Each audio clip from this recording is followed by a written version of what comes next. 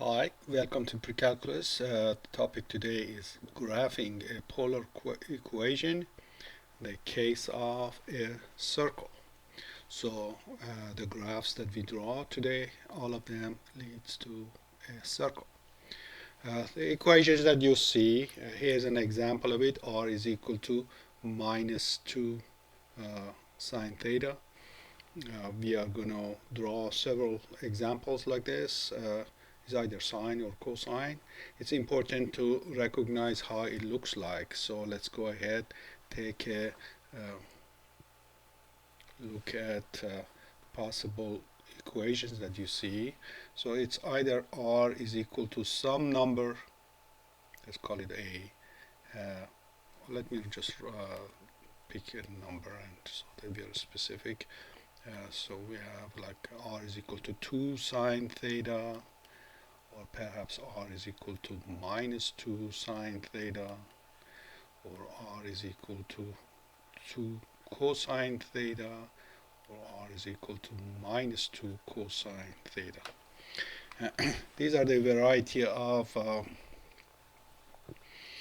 examples that you're going to see. Now, as you read your textbook, you see a shortcut for telling you what the answer is, and what I'm going to do today is to explain the cases.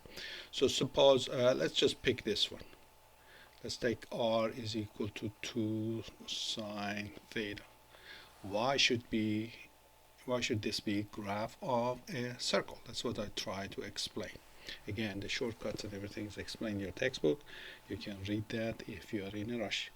So let's remember again, this was the picture that we are working on. So we have r, distance from origin, some angle theta, and these are x and the y's. So this point has two designation. You can call it xy, you can call it r theta, depending on you're going after Cartesian or you're going after polar. And then we said we have the x is equal to r cosine theta. This x is hypotenuse times cosine of the adjacent angle. Y is hypotenuse times sine of the opposite angle. By Pythagorean theorem, x squared plus y squared is r squared. And tangent of theta is a ratio of tangent of theta is a ratio of the opposite to the adjacent. Okay, how do all of these things spell out a circle? Why do we see a circle here? Shortest way to see the circle, multiply both sides by the radius. So I just multiply this thing by another r, and this one also by another r.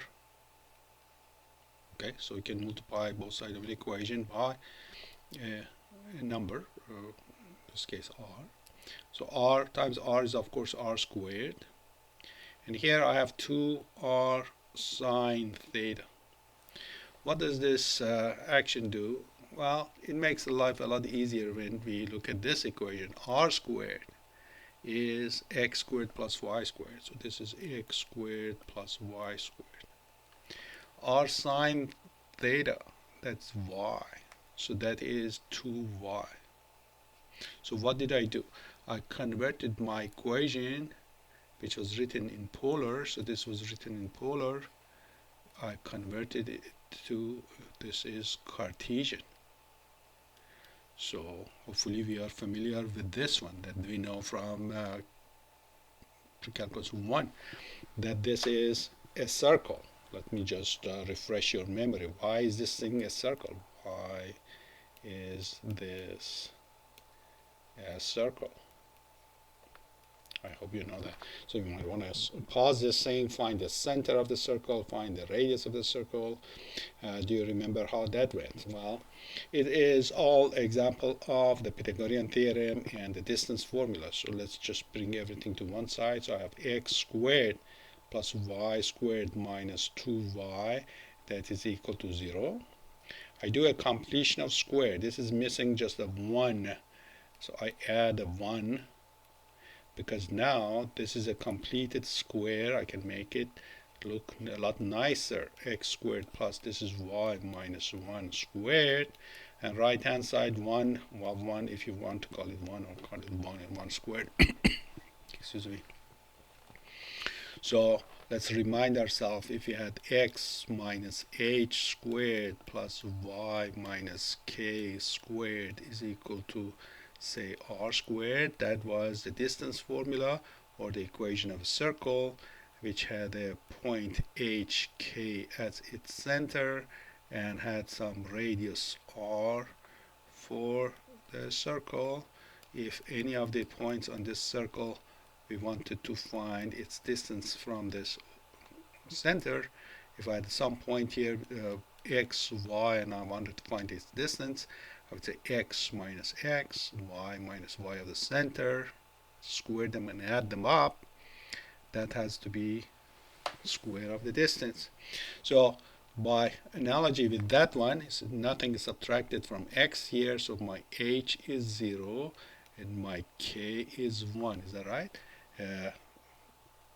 The coordinates of the center are the numbers that are subtracted from x and y. So that tells me the center of the circle is 0.01, and the radius of the circle is the number that's being squared, so radius is just 1. So what is the offshoot of all of that? A circle, radius is 1, the center of it is 0 and 1, so this is 0.01, and the radius is also 1, so it's going to be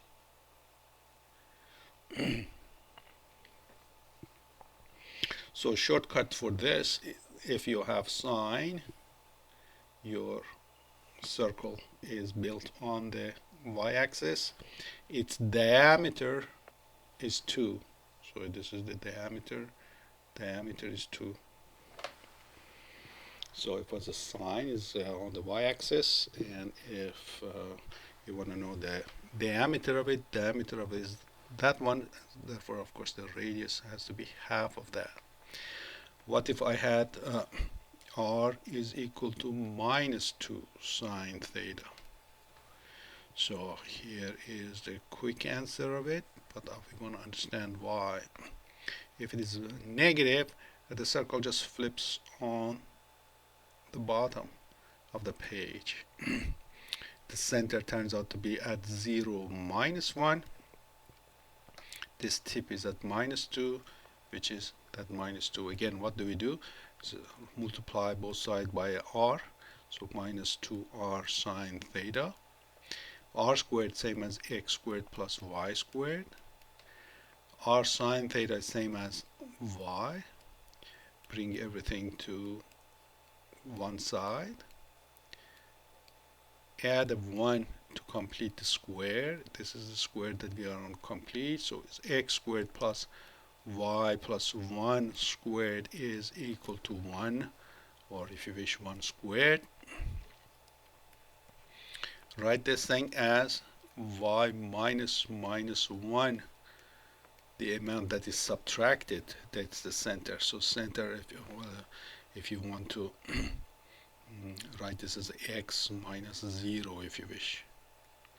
So the center is at the location x of it is 0, and y of it is minus 1. The radius is just that number 1. So if I had r is equal to minus some number, let's call it, so say part b, sine theta, what we understand here is that we have a circle of diameter b on the negative side of y-axis. Same story if you had r is equal to, say, 3 cosine of theta. So what is this? So r squared is equal to 3r cosine of theta. Well, what is that one? X squared plus y squared is equal to r cosine. What was r cosine? Or r cosine, you remember? R cosine is x. R cosine is x. So this is 3x. Now I bring everything to left hand side. X squared minus 3x plus y squared is equal to, well, 0. What do I add to both sides? How do we do completion of square? Do you remember that from your high school algebra or pre-calculus 1? So long as this coefficient is 1, you take this number, divide by 2, square that, and that is what you add to both sides, 9/4. Why do we do that? Because now this is complete square of what? X, and the number is just exactly that number, minus 3/2. Squared plus y squared is equal to 9/4, which, if you wish, you can write as 3/2 squared. So what's the center of this one? Center, you remember, the numbers subtracted from x and y specify the center, and the radius is, well, square root of the number on the right hand side. So here I have center, number subtracted is 3/2. 0, that's the center. The radius, well, in all of these problems it just turns out to be one of these numbers. So in short, what happened here, we have a circle whose radius is 3/2, so that's 1.5. Its diameter is going to be 3. Center is here, so 3/2. Here's the diameter 3.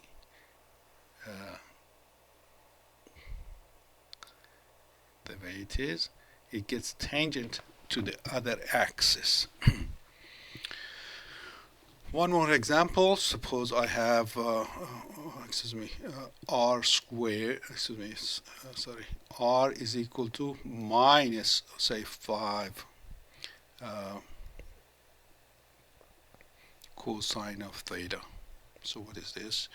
We multiply by r, becomes minus 5r cosine theta.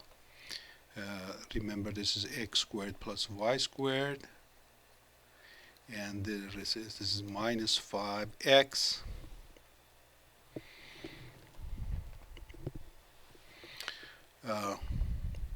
Bring everything to left hand side, leave a bit of a room here. We say take that number, divide it by 2 and square it. That's what we are going to add to both sides. What's the advantage of it? The advantage is that this becomes a complete square of what? X plus that number squared. If I square this, what do I get? X squared. Twice first and the second, that's just 5x. Square of the second one is 25/4, plus y squared is equal to 5/2 squared. So center of this would be at minus 5/2, the amount that is subtracted. Okay, that's one, don't make a mistake there. And the radius is just 5/2. So what does this one look like? Of course, on the x-axis we go 5 out. On the left, these are the vertices, the ends of the diameter. So that's the picture is going to be something like this, or perhaps better looking than that. So in this type of problems, you use your circle tool. All of these problems, one end of diameter, this will be the easiest one to pick, so at the origin, and then depending on what you have, if you have minus sign, the other end is down here. If you had plus sine, you'll be up here. If you had plus cosine, you'll be on the x-axis at this end. And if you had minus cosine, you will be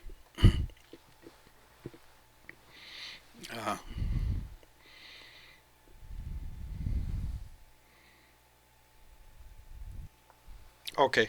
So you look at the shortcuts in your textbook as well. Essentially, what I just did say. So maybe we abbreviate it one more time here. So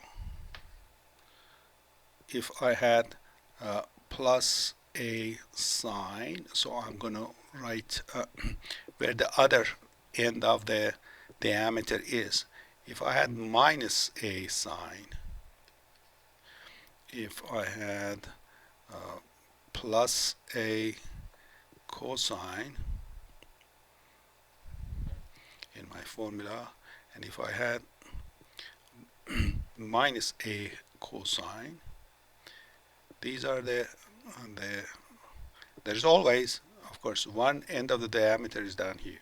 There's the other end, depending on the 4 cases that you have. If you want to answer your question quickly, that is the shortcut. Okay, until next time, good luck and God bless.